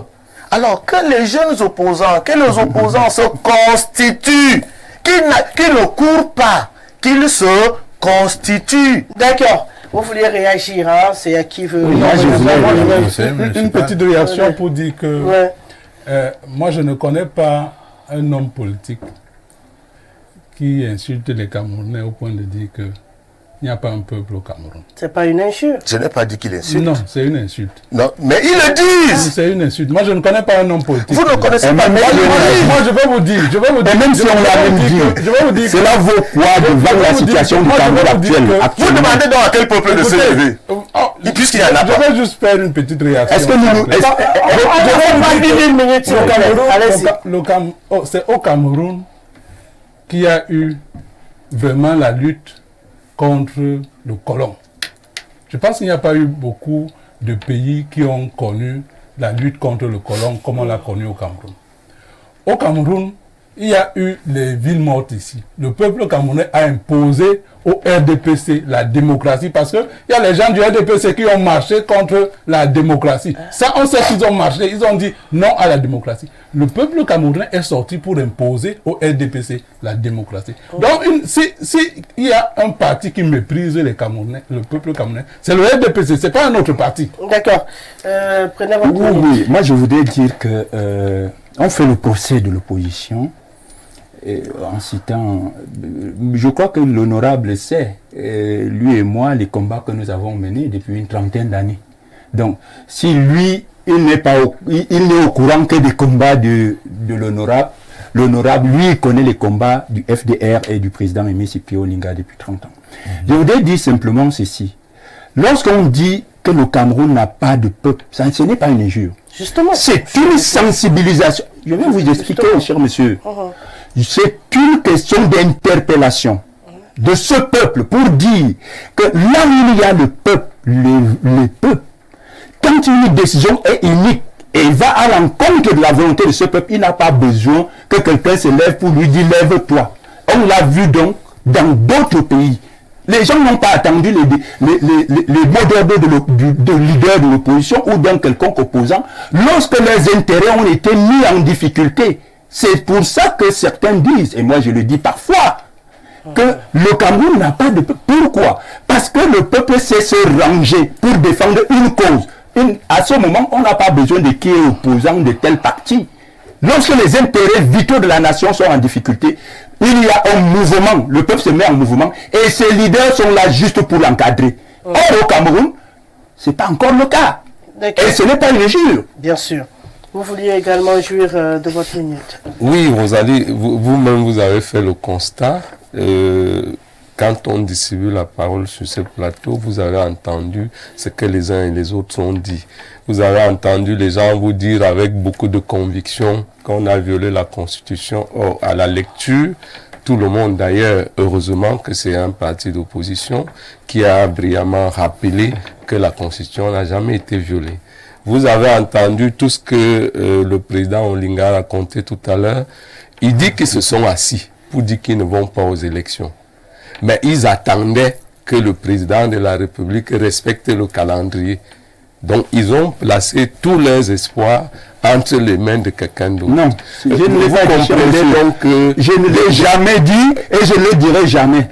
C'est ça l'amalgame. C'est-à-dire que les gens vous avez parlé. Vous interprétez mes mots. Ça n'a rien à voir. Ce que j'ai dit n'a rien à voir avec ce que vous tentez d'expliquer, cher monsieur. Ce que j'ai dit n'a rien à voir avec ça. Vous faites de la manipulation. Et je refuse qu'on manipule. C'est pour ça que vous allez vous comporter comme président. Si je suis président, je n'accepterai jamais qu'on manipule ce que j'ai dit et qu'on fasse dire ce que je n'ai pas dit. Le président, c'est aussi un peu de dignité et de respect. Oui, et c'est ça aussi. Si vous pouvez donc laisser que je continue. Oui, continuez, mais n'essayez pas de manipuler ce que j'ai dit. Pour lui donner un contenu qui n'est pas celui que moi j'ai donné. Respecter aussi. Ok, d'accord. Ne donnez donc pas un contenu à ce que j'ai dit qui n'est pas celui que j'ai donné. Nous sommes d'accord. Alors, ils ont boycotté les élections. Aujourd'hui, est-ce que l'UDC n'a pas les mêmes problèmes? Est-ce que l'UDC a ce problème? Est-ce que l'honorable Cabral Libi a le même problème? Au-delà de ces problèmes de parti et autres, il n'a pas les mêmes problèmes. Il a quand même des problèmes de parti. Je vous ai écouté, monsieur. Non, enfin, alors, on vous suit, c'est un débat. Quand les gens ne savent pas comment on fait de la politique, l'apôtre a dit tout à l'heure que les gens manquent de formation. Ils deviennent leaders. On crée des partis au Cameroun comme on crée des entreprises. Créez aussi. Créez et vous verrez que ce n'est pas aussi facile que vous le prétendez. Voilà vos opposants. Non, oui, créez, parce que quand vous faites des procès d'intention aux gens, vous êtes à la fenêtre et vous allez passer à nous. Créez et vous verrez que ce n'est pas aussi facile que vous le prétendez. Voilà le type d'opposition que nous avons. J'assume ce que je fais. Donc, il a dit tout à l'heure, les gens manquent de formation politique. Il a brillamment fait l'analyse du RDPC. Il a dit ce que le RDPC s'est dit, les hypothèses d'analyse du RDPC. Mais lui n'a pas d'hypothèse d'analyse. Il s'est braqué, il a dit je ne vais pas aux élections, il s'est arrêté là. Il a bien analysé, hypothèse 1, le RDPC a dit si, hypothèse 2. C'est très bien de bien connaître le RDPC, mais c'est encore mieux de vous connaître vous-même. Vous ne connaissez pas notre stratégie et je n'ai pas exposé la stratégie du FDR ici. Je vous ai dit que nous avons un plan A, nous avons un plan B et nous avons un plan C et je ne l'ai pas expliqué ici. Je l'ai donc compris. Si vous permettez qu'on continue. Oui, mais voilà. C'est dans l'amalgame, de la manipulation. Pour sortir, je pense que la démocratie a eu des preuves au Cameroun. Je ne crois pas. Je pense que le jeu démocratique se fait avec tous ses aléas et ses avantages. Il faut tout simplement que les gens mûrissent politiquement et qu'on fasse du jeu politique un jeu sain. On n'est pas des ennemis, ce n'est pas un champ de guerre, c'est juste des idées divergentes. Nous débattons, nous ne combattons pas. Moi, je vois, il met beaucoup d'émotions. C'est un débat, ce n'est pas la guerre. Mais c'est très bien. Vous voulez rajouter, que c'est pas la guerre comme vous de l'autre côté. Non, effectivement, je vais jouir de ma minute pour dire davantage que, comme le président Olinga disait, le fait de parler de l'absence du peuple au Cameroun est un message de sensibilisation pour dire que il faut que nos compatriotes comprennent qu'ils sont le patron du président de la République. C'est ça. On se comporte au Cameroun comme si c'est le chef de l'État qui est le patron du peuple. Et quand on se comporte comme ça, on perd ce qui est le noyau, la consistance même d'un peuple qui sait que c'est lui qui détient la souveraineté. On fait tout chez nous et tout le monde se résigne. Vous savez, notre pays est le seul pays en Afrique où on a baissé le salaire jusqu'à 80% ou 70% en 87 et qu'on n'a pas vu quelqu'un lever le petit doigt. Vous avez vu ce qui venait de se passer au Nigeria contre la vie chère. Mais chez nous, l'inflation atteint des proportions que tout le monde décrit, mais personne n'ose lever le petit doigt. Il faut qu'on comprenne que un peuple n'abandonne pas totalement son pays entre les mains de ceux à qui il a confié une partie du pouvoir pour gérer en son nom. Donc voilà le message. Et maintenant, en ce qui concerne tout ce que l'apôtre dit de l'opposition camerounaise, Zalanga est dans ses analyses, mais je sais que être opposant au Cameroun n'est pas facile. Parce qu'il n'y a pas une saine concurrence politique. Il y a qu'on instrumentalise les institutions de l'État, on instrumentalise même les moyens de l'État pour combattre ceux qui sont contre le système gouvernant. Et dans ce cas-là, vous ne pouvez pas, si vous n'êtes pas suffisamment résistant et astucieux, vous vous ne pouvez pas résister. C'est pas facile de faire l'opposition au Cameroun pendant 30 ans et résister. Donc tant que vous n'intégrez pas cette donne, qu'il n'y a pas la saine concurrence, vous ne pouvez pas véritablement comprendre les difficultés de l'opposition au Cameroun. Et donc c'est pour ça que vous avez l'impression que les gens manquent de culture politique. Les gens, on ne peut pas ne manquer de culture politique et résister comme dirigeant d'un parti politique comme Cyprien Olinga pendant 30 ans. Et il a fait la prison. Quand vous connaissez ce qu'il a fait, c'est deux fois la prison par rapport à son engagement politique. Je ne peux pas vous citer combien de citoyens ont perdu soit des postes de responsabilité ou des postes d'emploi, simplement parce qu'ils étaient contre le système au pouvoir. Donc,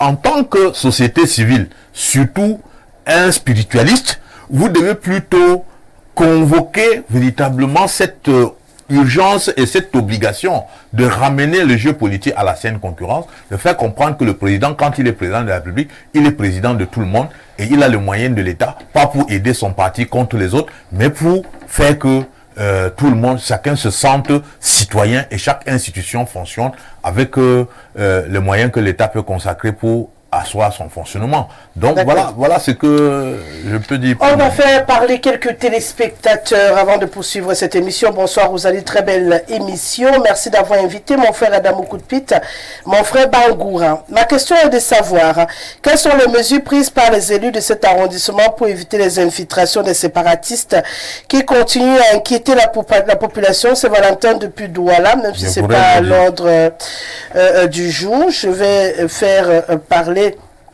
les autres téléspectateurs. On va au Gabon. Bonsoir le plateau, le Cameroun, un pays où l'exception est devenue la règle.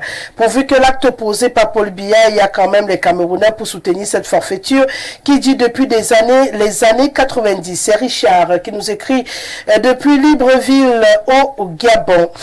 Bonsoir Rosalie, vraiment les Camerounais sont fatigués des sujets qui les distraient. En 2025, on espère qu'on verra le président sortant venir sur des plateaux débattre et surtout défendre le bilan des grandes opportunités. C'est aussi cela la démocratie. Apôtre Ramsès, il fallait qu'il reste dans son trou au lieu de venir jouer les philosophes. Ce soir, c'est Monsieur Zigli qui nous écrit. On va en Côte d'Ivoire. Bonsoir ma bien-aimée Rosalie. Je tiens à remercier et à te féliciter pour ton professionnalisme malgré la maladie et la fatigue. Tu viens au travail avec ton sourire légendaire. Respect. Ma bien-aimée Rosalie, les politiciens camerounais sont d'une médiocrité déconcertante. Voici un RDPC au pouvoir depuis 43 ans, incapable de donner une simple CNI. Ses représentants viennent quand même sur des plateaux TV, toute honte but, pour toujours nous raconter des inepties. Ma bien-aimée Rosalie, en 43 ans, le RDPC n'a même pas de siège. Et mon frère Ngoulou vient donner des leçons aux autres. Ma bien-aimée Rosalie, comment un Camerounais normal peut voter un RDPC? Incapable de lui donner une CNI, de l'eau potable, l'électricité, des routes normales, des emplois pour les jeunes. Pour finir, il faut aussi reconnaître que l'opposition camerounaise est incompétente. Par exemple, combien de Camerounais connaissent les noms des partis de M. Bilon ou de mon frère Olinga? Ma bien-aimée Rosalie, je suis ahuri d'entendre un soi-disant apôtre qui vient justifier la médiocrité du régime Biya, qui est incapable de donner tout ce que j'ai cité sur son compte. Le faux apôtre dit des contre-vérités et je pense que ce monsieur est un militant du RDPC caché. Bonsoir Madame Rosalie. Même Dieu réuni avec Jésus ne peut pas gagner le président Biya avec le code électoral actuel. Même si tous les Camerounais votent pour un opposant, c'est le président Biya qui va gagner. Le monsieur qui critique l'opposition là ne veut pas être président de la République. C'est Paul qui nous écrit.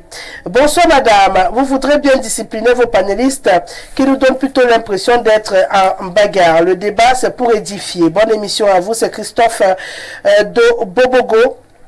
Bonsoir le panel, ils ont même appelé les autres les sardinards, mais ils veulent leur voir en 2025. C'est depuis Ezeka.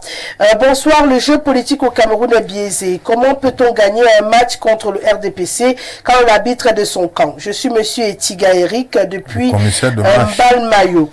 Le juge de touche. Bonsoir Madame Rosalie. Et bonsoir à tous les invités. Ce débat est très passionnant. Je demande au panel de nous dire exactement les conditions à remplir pour être candidat à l'élection présidentielle. Si certains parmi eux n'ont jamais été à l'école et prennent tout le monde comme des idiots, je leur dis jusqu'à preuve du contraire, Monsieur Olinga, Monsieur Kamto peuvent toujours être candidats, sauf s'ils sont déchus de leurs droits civiques. L'honorable peut confirmer. Donc, on cesse d'abrutir les téléspectateurs. Bonne émission. C'est Jean-Paul depuis Ngaoundéré qui vous attend aux élections. Voilà. Nous verra. Bonsoir Tata Rosalie, à tout ton panel de grâce. Voilà. Je crois que j'ai compris. Madame, il n'y a qu'au Cameroun qu'on peut inviter n'importe quel kidam, mener un débat politique avec les présidents des partis politiques. Les chèvres marchent ensemble mais n'ont pas le même prix. Donnez votre avis sur le sujet Sopfrika. Qui est chèvre sur ce plateau et qui n'a pas le même prix que les autres? Vous pensez sincèrement qu'il y a une chèvre ici? Non? Franchement. Vous vous demandez qu'on ne vous critique pas et puis vous vous employez un vocabulaire... Bonsoir Rosalie, la démocratie est en construction au Cameroun, elle n'est pas idéale ailleurs. C'est le docteur Joël Lémé qui nous écrit depuis Bolova. Bonsoir le panel. Je voulais savoir, organiser une élection présidentielle municipale législative coûte combien même? Soyons sérieux, nous voulons qu'on abroge aussi l'élection présidentielle. Ouais, c'est ça. Ils sont graves.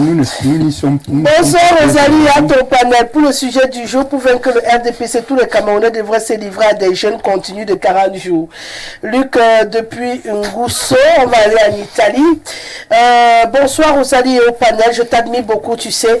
Franchement, je ne peux pas moi tolérer ce niveau d'orgueil des RDPCistes qui ont détruit ce pays et croient pouvoir continuer à donner des leçons. Rosalie, une enquête montre que plus de 60% de Camerounais s'en iraient si l'occasion leur est donnée.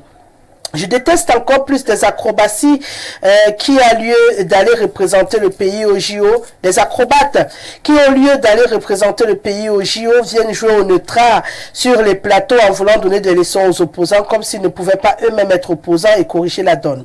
Pardon, je vais te donner au fil électrique. Tu mets sur le siège de ces gars du RDPC pour les griller les bangs. Dès qu'ils dérapent. Personne d'abord. Depuis Ferrara en Italie, vous avez réussi à faire sourire tout le monde sur ce plateau. Donc je vais mettre le fil électrique sur le siège de mes invités. Dès qu'ils dérapent, j'actionne et puis ça va griller les bancs. Bon, je pense que tout le monde a compris ce qu'il va griller. Hein? Quand on va actionner. Voilà, ce bleu à l'image, je sors avec vous Thomas Massoc. Ce bleu à l'image du soleil couchant pour un soir devenu grand sur les rives du lac des Foulanes. Mon frère et ami Koutpita d'amour, le polygame qui ne m'a pas invité pour de bonnes agapes, du bon couscous avec des légumes du Noun. Le réformateur espérant abattre les conservateurs classiques du grand air. Mon ami l'apôtre qui j'espère va ressusciter les ancêtres du grand village Ona, même comme j'attends ma bouteille de Marie-Claire.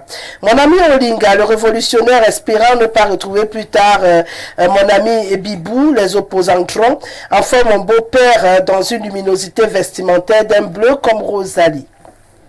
La démocratie dans les conflits entre le rassemblement de danseurs et percussionnistes pantouflards des conneries, cherchant à monopoliser le pouvoir afin de garder la main sur l'éventuelle transition post-Biya contre une coalition bouillonne opposant trône des Cabral, Kamto, Olingaoshi et autres, incapable de faire bloc pour une révolution pacifique.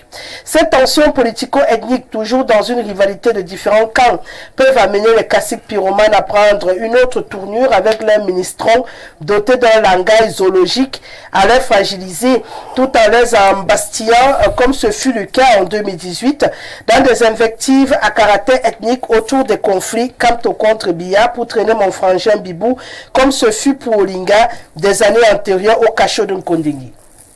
Je n'oublie pas l'instabilité politique du triangle dans le Nozo et le Septentrion.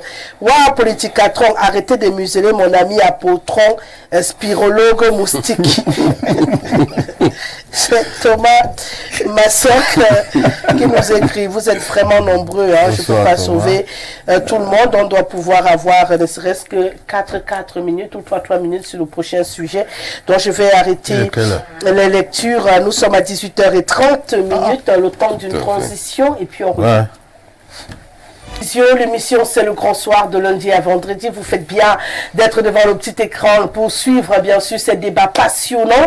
Et ce soir, au-delà de la présidentielle de 2025 qui fera encore couler beaucoup d'encre et de salive, on va s'intéresser à la gouvernance au Cameroun. On le constate, beaucoup de plaintes, tous les secteurs sont attaqués.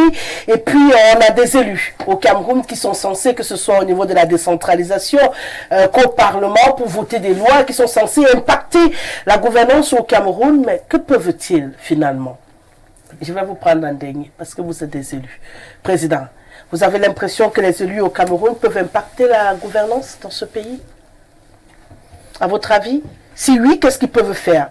Sinon, pourquoi? Écoutez, je voudrais, avec votre permission, revenir sur une chose. Juste 1 minute. On va se respecter. Non, ce n'est pas un problème de temps de parole. Quand je mets ma transition, je ne recule plus. On évolue, s'il vous plaît. Écoutez, je veux juste... S'il vous plaît. Je veux juste de ses plus proches collaborateurs comme le secrétaire général des services de la présidence de la République. En dehors de ça, je pense que le système est fait de telle en sorte que les élus n'aient pas la parole. Je prends un exemple. En pleine session du mois de juin, le président de la République a commis une ordonnance qui modifiait le budget. C'est là qu'on a compris les affaires de CNI qu'on devait, on nous dit qu'on devait livrer en 48 heures et qui devrait finalement coûter, on va dire à peu près 15 500 francs. La Constitution, parce qu'il faut toujours revenir à la Constitution. La Constitution n'autorise pas le président de la République à prendre des ordonnances en matière budgétaire sans l'autorisation du Parlement. Vous comprenez? Il n'y a pas eu l'autorisation du Parlement en pleine session. Bon. Donc, c'est pour dire que quoi? C'est pour dire que on peut voir la même chose au niveau des élus, je veux dire des collectivités territoriales décentralisées, où on demande de faire le transfert de compétences, on ne les fait pas. Ça veut dire que les territoires, tout est accaparé au niveau du service de Yaoundé, pour faire simple, pour que les gens nous comprennent. Donc, à partir de ce moment-là, quel impact l'élu peut avoir sur la marche des affaires? Est-ce qu'aujourd'hui, les élus au niveau des collectivités peuvent aider parce que nous avons un problème en tant que Camerounais qui nous tenaille, c'est la vie chère. Quel impact les élus peuvent avoir aujourd'hui sur le quotidien des Camerounais, sur le prix du kilo du riz, sur le prix du panier de la ménagère? Quel impact? Il n'y a pas d'impact. Il n'y a pas d'impact. Aujourd'hui, quand on regarde au niveau de l'Assemblée nationale, ce n'est que des projets de loi. Il n'y a pas de proposition de loi à l'Assemblée nationale.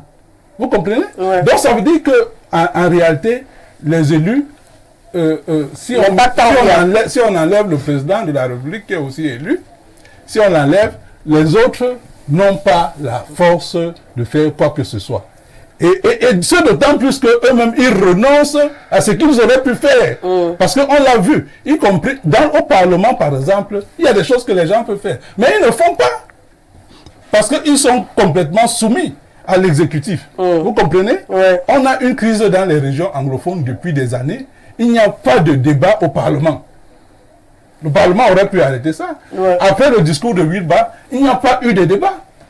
Alors que Wilba a fait un discours qui aurait pu attirer l'attention de tous les élus de l'Assemblée nationale et qui aurait pu, et dont l'action aurait pu nous faire éviter cette guerre. Vous comprenez? Donc franchement, je pense qu'aujourd'hui, l'impact des élus sur le quotidien des Camerounais, il est très négligeable. D'accord.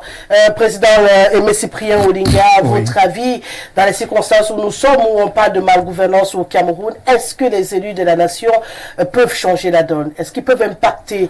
Est-ce qu'ils sont comptables de la situation que nous vivons aujourd'hui au Cameroun? Je veux classer les élus en deux catégories. Deux catégories d'élus. J'espère que tout le monde est dans le principe, hein, c'est 3 minutes. Oui. D'accord. Je vais faire simple. J'ai dit que je classe en deux catégories. Je vais dire que les élus du parti au pouvoir, qui ont des majorités partout, auraient pu faire quelque chose s'il y avait la volonté. Mais les élus de l'opposition qui sont marginalisés, qui sont en portion très minable justement au sein des représentations, peuvent pas grand-chose. Ils peuvent avoir toute la bonne volonté du monde de faire bouger les lignes, mais ils n'en ont pas les capacités, parce que réduits au silence par des majorités obtenues d'une manière que tout le monde sait. Et de ce point de vue, donc, je dis, en résumé, les élus ne peuvent pas faire grand-chose, parce que ceux qui sont du parti au pouvoir, qui auraient dû faire des choses s'ils avaient la volonté, et s'ils étaient dans une démarche de servir le peuple, alors ne le font pas. Ils servent leurs propres petits intérêts et en servant leur maître. Parce qu'en réalité, quelqu'un l'a dit, je crois que c'est le président Bilon, c'est une lapalissade. Le Cameroun, c'est un régime présidentialiste fort. C'est pour ces raisons que les partis politiques comme le mien, le Front démocratique révolutionnaire, parlent de refondation totale de nos institutions. Il faut revoir l'ensemble de nos institutions et repartir le pouvoir de manière à ce qu'une seule institution ne puisse pas phagocyter toutes les autres. C'est ça que nous appelons également la refondation des institutions dans notre pays. Si nous sommes au pouvoir, nous allons le faire.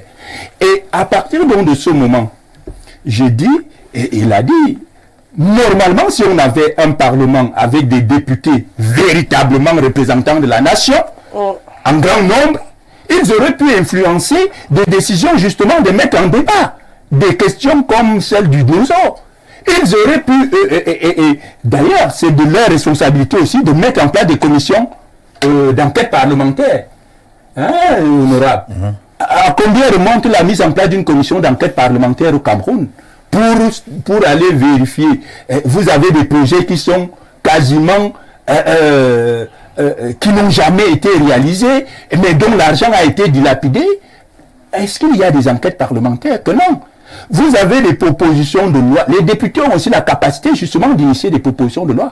Mais c'est pour ça que le banditisme politique que nous avons dénoncé au premier sujet devait nous amener, si les élections s'étaient passées, justement à avoir un parlement avec une majorité constituée des gens qui peuvent faire bouger les lignes et engager des enquêtes parlementaires sans attendre l'autorisation des tout-dits. C'est de ça qu'il est question. Donc, vous avez des dispositions dans notre, par exemple, budgétaire. Je parle sous le contrôle de l'honorable, qui disent que les CTD, les collectivités territoriales décentralisées, devraient au moins avoir un transfert de ressources de 15%. Est-ce qu'aujourd'hui, les maires et les conseillers régionaux peuvent nous dire qu'effectivement, ne serait-ce que ces 15% qui sont prévus dans la loi et dans le budget leur sont reversés? Que non, moi j'ai discuté avec beaucoup de maires, beaucoup d'élus qui nous ont dit que ce n'est pas encore cela. D'accord. Apôtre, à votre avis, votre regard sur notre fonctionnement, cette malgouvernance à crier à sang, est-ce que les députés sont comptables? Est-ce que les maires sont comptables? Est-ce que les conseillers peuvent être considérés comme ayant une possibilité d'agir mais refusant de le faire? Oui, je voudrais d'abord dire, comme il a dit, mais pas dans son sens typique, il y a deux sortes d'élus, d'après moi. Il y a les élus nommés, il y a les élus. Donc, comprenez ce que je dis comme ça. Deuxième chose, j'ai dit au début de l'émission, il y a ceux qui sont des gens qui vivent, mais qui sont morts, donc ils ne servent plus à rien. Même à leur propre famille, ne servent à rien. Vous allez voir des gens, quelqu'un, quand on vous dit qu'il a 100 milliards en sa possession, mais juste à côté de sa maison, il y a son frère qui vit dans une précarité qui n'a pas de nom. Ça veut dire qu'il est mort. Il vit, il peut manger, mais il est mort. Maintenant, parlons des élus. Qu'est-ce qu'ils peuvent faire sur la malgouvernance? Ils peuvent faire quelque chose. Et ils seront comptables. D'ailleurs, tout Camerounais sera comptable. Tout Camerounais. Beaucoup plus les élus. Mon problème avec les élus, comme je parlais avec des partis politiques, mon grand problème avec les partis politiques, surtout de l'opposition, c'est que c'est des gens qui ne veulent pas se construire. C'est des gens qui veulent aller vite. On parlait des élus. C'est ça, c'est là où je reviens. Oui. Les élus ne veulent pas se construire.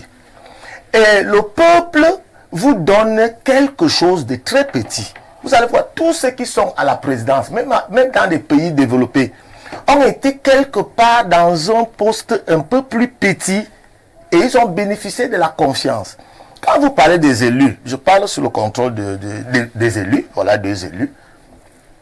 Est-ce que, là je ne maîtrise pas beaucoup, honorable, est-ce que le travail de l'élu à l'Assemblée nationale se limite à l'Assemblée? Je ne pense pas. Je pense que même dans la malgouvernance, les marchés qui sont passés, les chantiers qui sont dans vos propres localités, vous pouvez les contrôler et écrire. Je félicite le président qui a dit tout à l'heure que c'est grâce à son parti politique que les péages ont été refusés. C'est ça, non? C'est le PPP a été annulé. Voilà. Or, il y a les élus qui passaient devant ce péage. Lui n'est même pas élu. Est-ce qu'il y a un élu au Cameroun qui est parti contrôler les travaux? Moi, je ne suis pas élu, mais j'aurais appris par un élu que vous êtes capable d'aller sur un chantier, c'est-à-dire on a en train de construire un bâtiment, une classe, une salle de classe dans votre localité. Vous allez, vous demandez qu'on vous rende compte et vous faites un contrôle.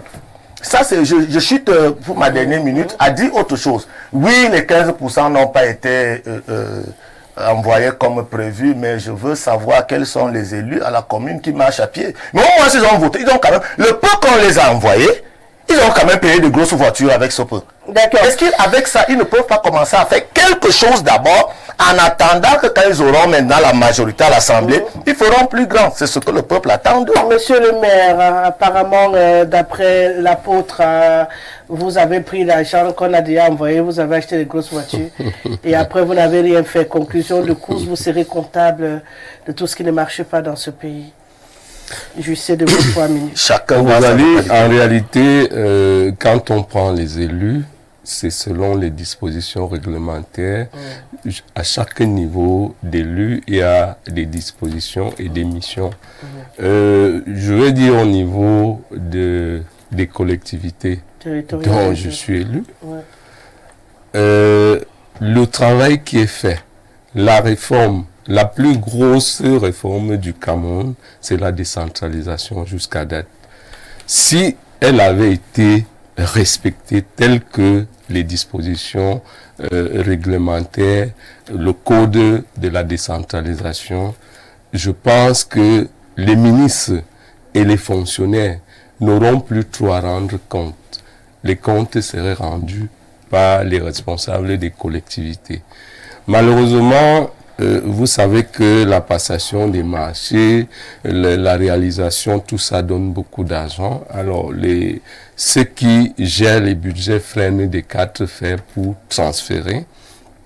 Mais néanmoins, ce qui est envoyé au niveau des collectivités, je pense que le Cameroun, au niveau de la base, est beaucoup plus développé aujourd'hui qu'avant la décentralisation. Parce que moi, je prends le cas de mon arrondissement.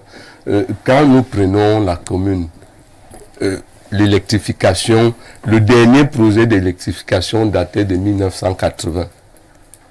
Au jour d'aujourd'hui, 80 à 90% de l'arrondissement est électrifié. Toutes les routes sont pratiquement faites. Avec le peu de moyens que nous recevons.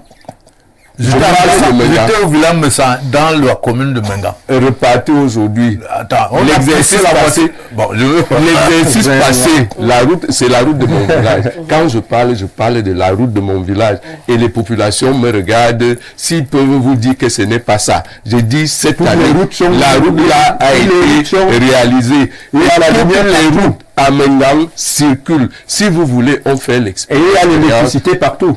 J'ai pas dit partout, je parlais de 80%, monsieur Olinga. Donc, et c'est dit en français, ce n'est pas en ma langue maternelle.